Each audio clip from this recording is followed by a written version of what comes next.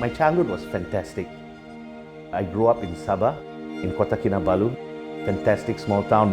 Mum used to take us to the beach every other day.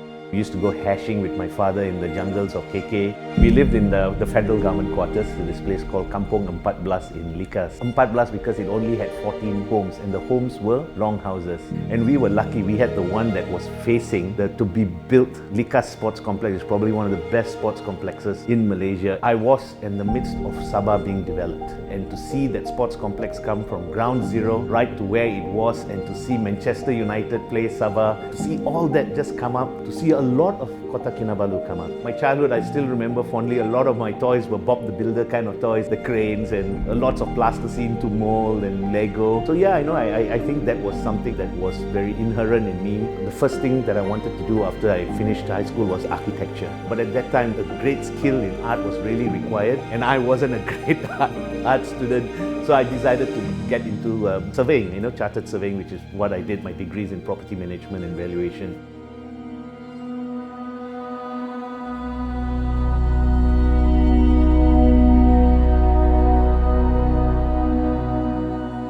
We started the business January 14, 2002. When we studied the industry, what we actually realized was there was a trust deficit among real estate agents. Things like absconding with the earnest deposit, or showing property A but actually selling property B, or over-promising the tenure of the land, it was leasehold and they say it was freehold. How do we mitigate this trust? The first thing that I actually did was come up with a lookbook on how we should dress. I think it's the first point of contact of anybody is the visual part of it, that they can trust this person, that he or she is a professional, and I want to do business with them. We are one of the more prominent Malaysian-owned integrated property companies. We have a brokerage arm, which what the business started. Our estate agency was the base of the business. And over the years, as we grew and we built good skill, we then decided to get into the valuation business and the property management business.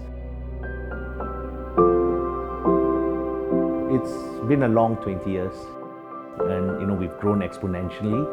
I find that we have achieved so many things only because of the talent I've had.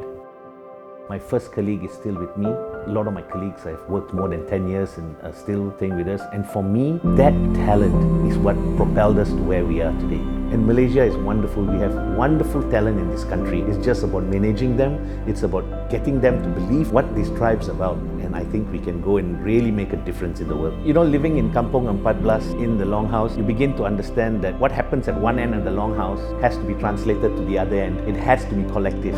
You come together and the value system is the same. I think that's very important, and I try to translate that into the business. There was a debate between me and my wife on what should my designation be. I wanted to put dream maker because I wanted to help my clients, may it be an individual, to achieve their real estate dreams, and for corporations, because corporations have real estate dreams as well. If I help someone achieve their dreams, I'm on the way to achieving my dreams.